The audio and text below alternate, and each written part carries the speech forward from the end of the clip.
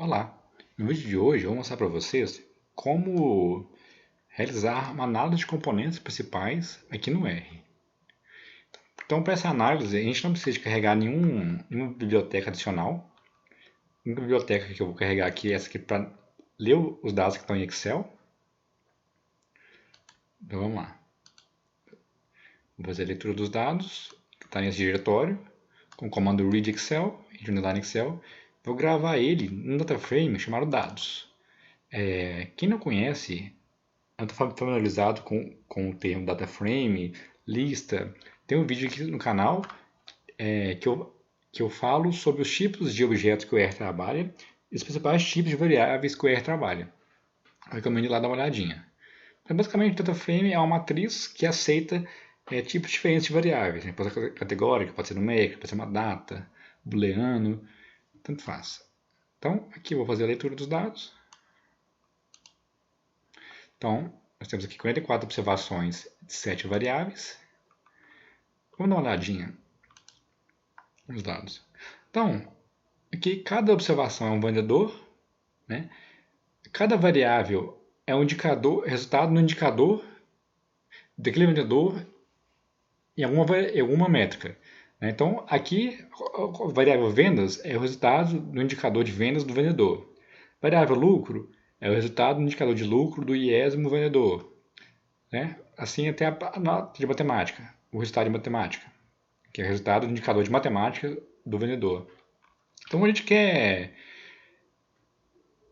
gerar um score de performance, né, que é um índice de performance do vendedor. Né? E para isso a gente vai usar a análise de componentes principais. É uma outra abordagem também para essa análise, que é muito utilizada em Machine Learning, a gente usar a análise de componentes principais para reduzir a dimensionalidade dos dados. Né? Eu tenho várias colunas e eu quero combinar elas linearmente para ter mais graus de liberdade.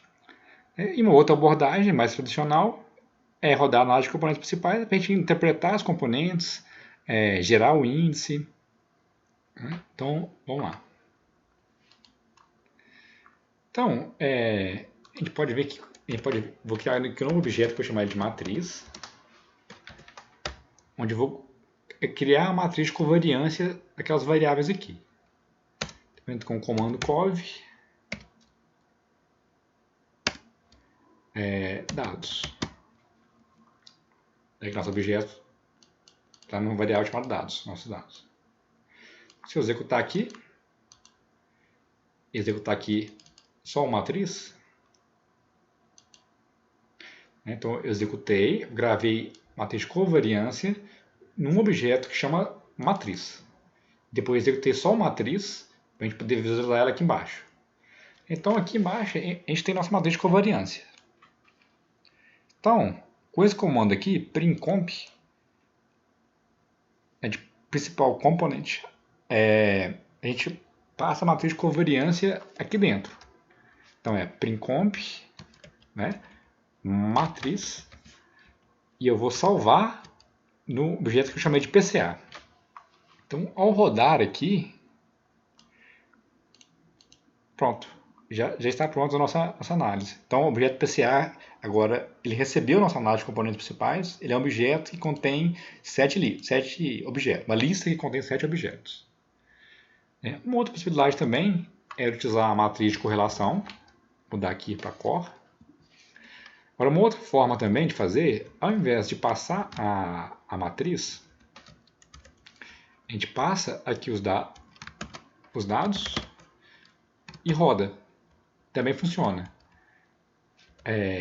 Internamente ele já vai gerar a matriz de covariância e rodar para a gente. A gente pode fazer isso também, ó, por vírgula, e vir com esse outro argumento aqui, que é o core. Se a gente marcar o core igual a true, ele vai usar a matriz de correlação.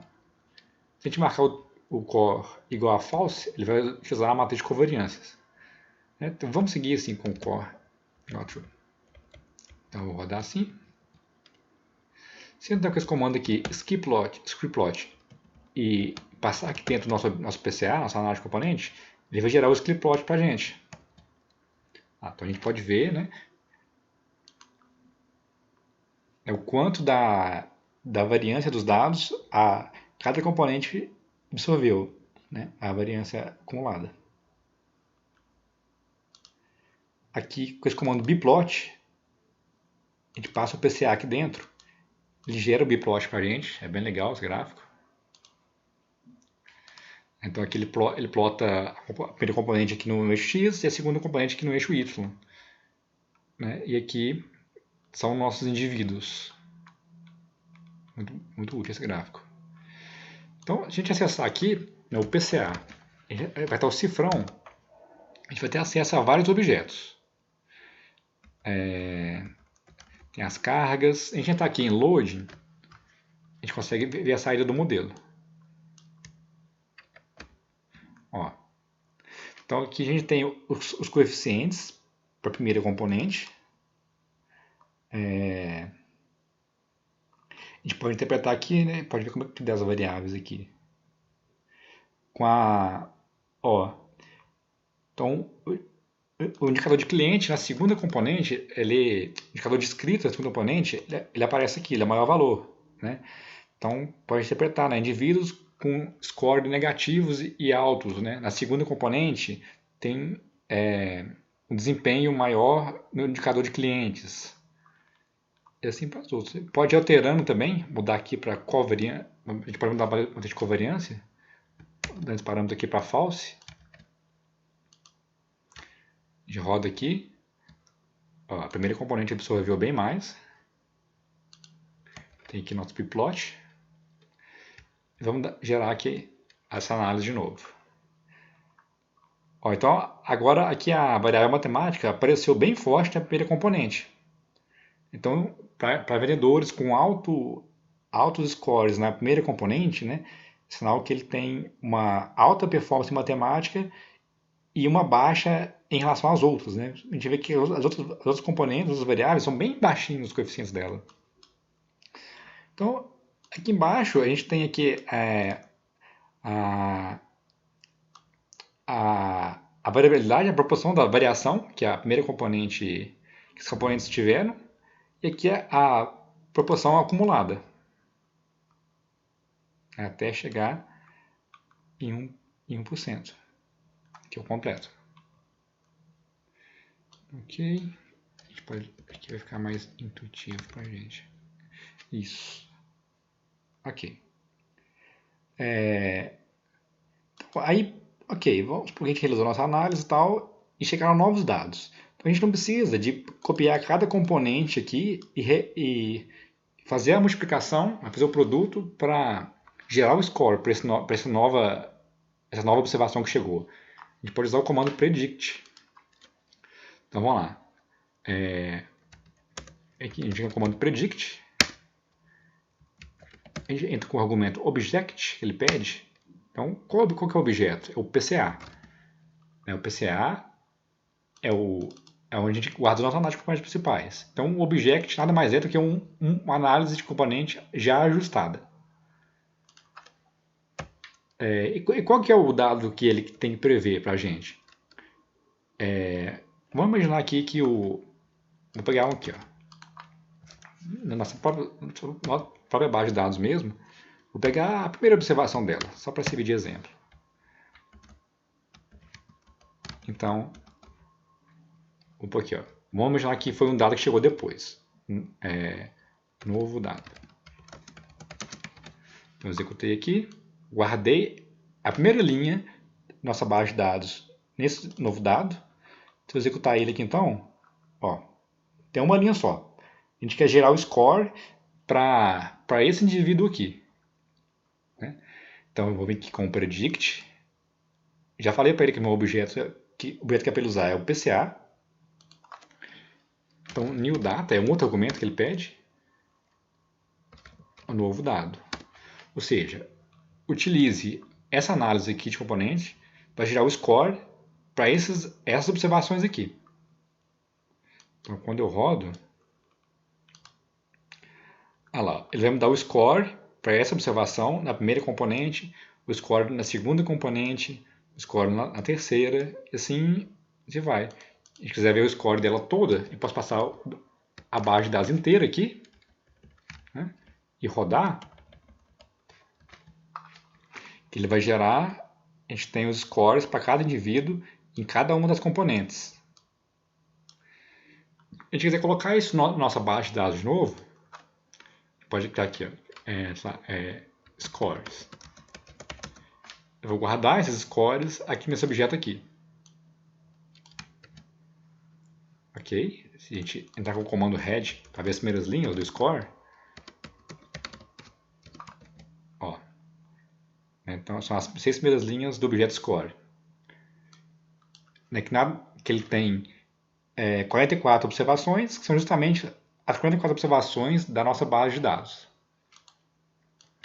Então eu posso vir aqui ó, dados com score, onde eu vou concatenar data frame, entra com o comando data.frame. Então, para onde que a gente vai levar os scores? Lá para o dados. Né? Dados foi onde está a nossa base de dados aqui em cima, onde a gente leu ela. Então, ok, junta esses dados com os scores, que é o que a gente gerou aqui. Se a gente rodar aqui, ok, a gente clicar aqui em... Vamos visualizar ele na base de dados. Dados, score. Então, se der um comando view com V maiúsculo, clicar nela aqui, a gente pode ver ela aqui. Ó. Então, aqui, para cada observação, a gente tem os scores em cada uma das 7 componentes. Certo? Então, pessoal, para o vídeo de hoje é esse. Uma outra possibilidade também, quem quiser explorar um pouquinho mais, lembrei de falar agora, pode também gerar a matriz de covariância, né? Dados, matriz 2. Ok, então matriz 2 é a nossa matriz de covariância. E pode vir com o comando eigen, que ele vai calcular os altos valores e os altos vetores da matriz. Né? Então, a gente consegue calcular, vamos chamar de na mão, os coeficientes para esses dados. Então, se o vídeo ajudou vocês, se vocês gostaram, deixem um like. Se inscrevam no canal, que eu vou lançar novos vídeos aqui de estatística multivariada, estatística básica, de machine learning. E ative o sininho para receber notificação quando eu postar um vídeo novo aqui. Então, muito obrigado.